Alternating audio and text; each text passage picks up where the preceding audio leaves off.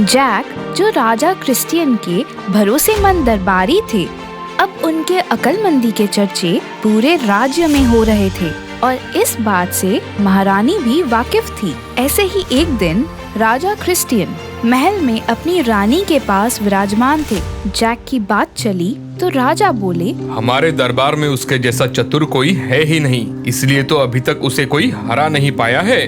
अच्छा, ऐसी बात है? इतना यकीन है आपको जैक पर? तो कल आप एक काम करिए, जैक को भोजन के लिए महल में आमंत्रित करिए। मैं उसे जरूर हरा दूंगी। जैसा आप ठीक समझिए।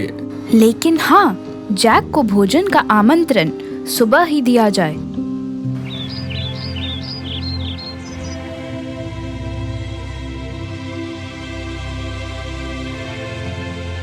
आओ जैक, आओ, बैठो, खाना शुरू करो।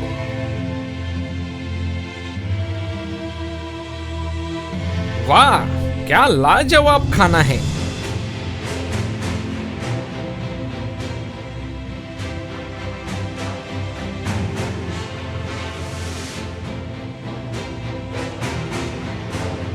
लो जैक, ये मीठा पान खा लो।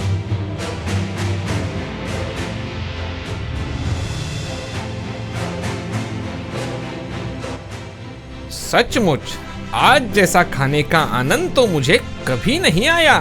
मन एकदम तृप्त हो गया है। अच्छा जैक, तुम मुझे एक बात बताओ, राजा बड़े हैं या मैं?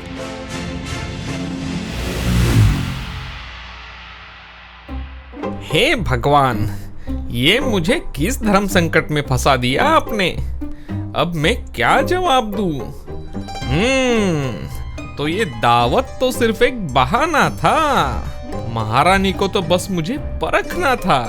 अब राजा और रानी दोनों का मान तो रखना बेहद जरूरी है। अरे अरे जैक, ये तुम क्या कर रहे हो? महारानी, आप तो मेरे लिए धरती है और राजा आसमान। अब दोनों में से किसे छोटा और किसे बड़ा कहूँ, कुछ समझ में नहीं आ रहा है। वैसे आज महारानी के हाथों का बना भोजन इतना स्वादिष्ट था कि अब उन्हीं को बड़ा कहना होगा। इसलिए मैं धरती को ही दंडवत प्रणाम कर रहा था। तुमने मुझे जिता दिया, मगर हार कर भी तुम खुद जीत गए। एक समय की बात है, मैस्ट्रियन नाम के राज्य में ओलिवर नाम का एक राजा राज किया करता था। उनके दरबार में लियोनार्ड नाम का एक सैनिक था। कई सालों से लियोनार्ड ओलिवर के राजमहल में बहुत ही ईमानदारी से अपना काम किया करता था। पर एक दिन राज्य के किसी सदस्य ने राजा के कान में लियोनार्ड के खिलाफ भर दिया। इस बात से क्रोधित होकर राजा ने लियोनार्ड को नौकरी से निकाल दिया। अचानक नौकरी से निकाल दिए जाने पर उसके पास पैसे कमाने का अब कोई साधन नहीं था। पैसे ना होने के कारण खाना पीना कैसे किया जाएगा, इसका डर अब उसे खाए जा रहा था। हताश होकर वह अपने घर की ओर जंगल के रास्ते से निकल पड़ा। मेरा घर राज्य से काफी दूर है, मुझे चलते चलते ऐसे तो शाम हो जाएगी। थोड़ी दूर चलते ही लियोनार्ड को पेड़ के बीच में से एक रोशनी दिखाई देती है। और इतने घने जंगल में भला इस वक्त ये रोशनी कहाँ से आ रही है? मुझे चलकर देखना पड़ेगा, शायद कोई मदद के लिए मिल जाए। थोड़ी दूर और चलते ही उसे एक झोपड़ी दिखाई देती है। वह मन ही मन सोचने लगता है, इतने घने जंगल में भला कोई कैसे रहता होगा। खैर जो भी हो, मैं जाकर देखता हूँ। अगर अंदर कोई रहता हो तो शायद आज रात को यहाँ रुकने मिल जाए। अब उसने दरवाजे से झांक कर देखा तो वहाँ एक क्रूर, दुष्ट और काफी बूढ़ी औरत दिखी। उसे समझ आ गया था कि ये एक चुड़ैल है। लेकिन अब इतनी रात हो चुकी है और मेरे पास रहने के लिए कोई जगह भी नहीं है। रात को अगर मैं जंगल में रुका तो चोर डाकू मुझे लूट लेंगे। इससे अच्छा होगा कि मैं इस चुड़ैल से ही मदद मांग लूं। वो अपना मन बनाकर चुड़ैल की झोपड़ी के अंदर जाता है और उस बूढ़ी औरत से कहता है, सुनो, मेरा घर यहाँ से काफी दूरी पर है और अब रात काफी हो चुकी है। मुझे बहुत भूख लगी है। क्या तुम मुझे कुछ खाने को दे सकती हो? अरे अरे, इतनी रात को ये कौन आ गया? शायद कोई भिखारी ही होगा, वरना इतनी रात को कौन इस घने जंगल में खाना मांगने आएगा? अचानक घर में आए लियोनार्ड पर चुड़ैल काफी चिढ़ गई और बोली, मैंने यहाँ कोई धर्मशाला नहीं शुरू किया है जो किसी को भी मैं दावत परोस दूं। चुपचाप यहाँ से चले जाओ। पर लियोनार्ड को किसी तरह रात वहाँ निकालनी थी, इसीलिए वो चुड़ैल की डांट से ना डरते हुए बड़े शांति से उसे पुनः आग्रह करता है। मुझे बस आज की रात आपके घर में आसरा दे दीजिए। उसके बदले में आप जो चाहें वो काम करने के लिए मैं तैयार हूँ। चुड़ैल बार बार मना करती रही, पर लियोनार्ड हर बार उससे विनती करता रहा। बार बार विनती करने के बाद आखिर में चुड़ैल लियोनार्ड को बोली, ठीक है, अगर तुम्हें यहाँ रहना है तो रहो, पर इसके बदले तुम्हें मेरा एक काम करना होगा। मंजूर है तो बोलो। हाँ, मुझे मंजूर है। तुम आज रात यहाँ सो सकते हो, पर जैसे ही सुबह हो तुम्हें मेरे पेड़ों को पानी देना होगा और पीछे वाले बगीचे को साफ करना होगा। ठीक है, आपका बहुत बहुत धन्यवाद। सुबह होते ही लियोनार्ड को जो काम बताया गया था वो उस काम में जुट जाता है। उसे वह काम करते करते शाम हो जाती है। देखो, अब शाम हो गई है और तुमने सारा काम भी कर दिया है। अब तुम अपने घर जाओ। आज दिन भर के काम से मैं बहुत थक गया हूँ। इस घने जंगल से मुझे रास्ता निकालना बहुत ही मुश्किल होगा। मैं आपसे विनती करता हूँ कि आज रात आप मुझे यहीं रुकने दीजिए। नहीं, बिल्कुल नहीं। तुमने बस एक दिन के लिए बोला था। अब तुम अपने रास्ते निकलो। लियोनार्ड ने फिर से चुड़ैल को बहुत मिन्नतें की।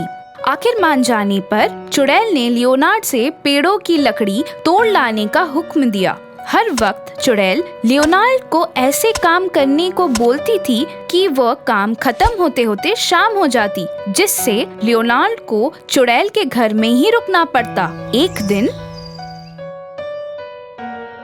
तुम्हें अगर यहाँ रुकना है तो मेरे बगीचे में एक कुआं है, उसके तह तक जाकर तुम्हें वहाँ रखी हुई नीली अंगूठी मुझे लाकर देनी होगी। लियोनार्ड ये करने को राजी हो जाता है। सुबह होते ही चुड़ैल उसे कुएं के पास लेकर गई और उसके कमर को एक रस्सी से बांध दिया। फिर लियोनार्ड उस कुएं के तल तक जाता है और उसे वहाँ एक नीली अंगूठी मिलती है। मुझे तुम्हारी नीली अंगूठी मिल गई है, अब मुझे ऊपर खींच लो। चुड़ैल ने बड़ी चालाकी से लियोनार्ड को सिर्फ आधे अंतर तक ही ऊपर खींचा और वहीं से उसने अपना हाथ लंबा कर लियोनार्ड से वो अंगूठी मांगने लगी और बोली, पहले मुझे वो अंगूठी दे दो, वो मेरी अमानत है। इससे अंगूठी लेकर मैं इसे कुएं में धकेल दूंगी।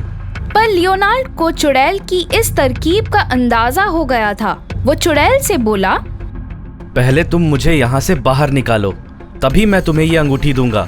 पहले मुझे बाहर निकालो। मैंने तुम्हारी सहायता की और तुम मुझे तेवर दिखा रहे हो। ऐसा बोलकर चुड़ैल लियोनार्ड को कुएं में धक्का मार देती है। लियोनार्ड के साथ वो नीली अंगूठी भी कुएं में गिर जाती है। अरे ये क्या, पूरी कीचड़ लग गई है और ये अंगूठी भी पूरी कीचड़ से भर चुकी है।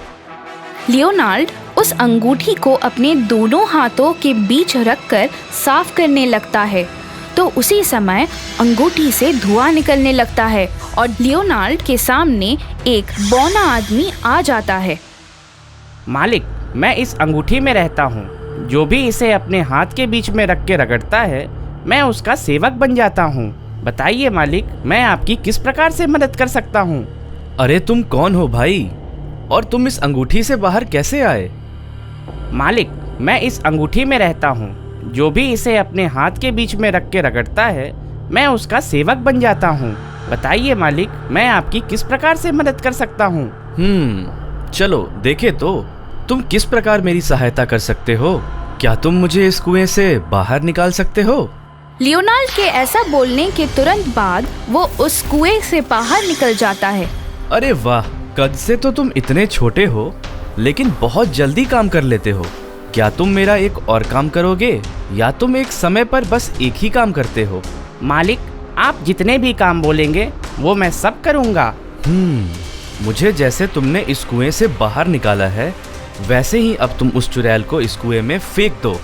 ऐसा बोलते ही वो बौना आदमी चुड़ैल को जादू से कुएं में धकेल देता है। यह सब देखकर लियोनार्ड को बहुत खुशी होती है और वो बौना आदमी से बोलता है, अब तुम मुझे मॉस्ट्रियन लेके चलो और वहाँ मेरे लिए एक आलीशान सा महल बनाओ।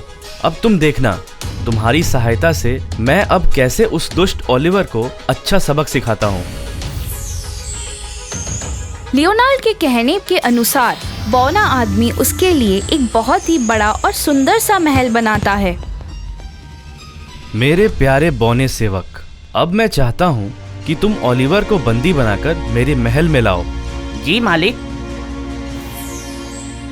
लियोनार्ड के ऐसा बोलते ही राजा को बंदी बनाकर लाया जाता है।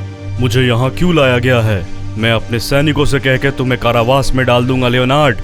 लियोनार्ड ओलिवर की बात को अनसुना कर देता है और बौने आदमी से कहता है, मेरा ये हुक्म है कि इस राजा ओलिवर के टुकड़े टुकड़े कर दिए जाएं।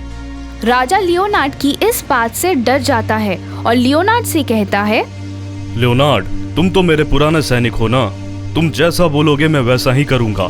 तुम गुस्सा मत हो और मुझे मारो मत, मुझे माफ कर दो। राजा ओलिवर लियोनार्ड के सामने बहुत गिड़गिड़ाया। लियोनार्ड ने ओलिवर की बात मानते हुए ओलिवर से कहा, ठीक है, मैं तुम्हें कुछ नहीं करूंगा, पर तुम्हें मेरी 2 शर्तें माननी पड़ेंगी।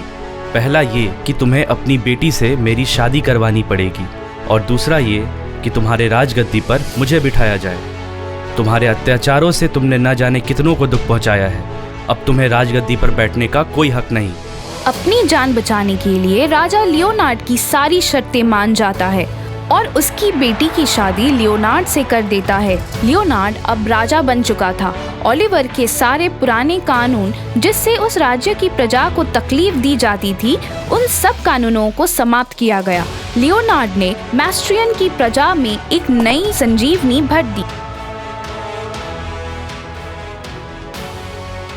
उसने लोगों का दिल जीत लिया और आगे एक महान शासक बनकर अपना राज्य चलाने लगा। लियोनार्ड के शासन में मैस्ट्रियन अब एक समृद्ध राज्य बन चुका था।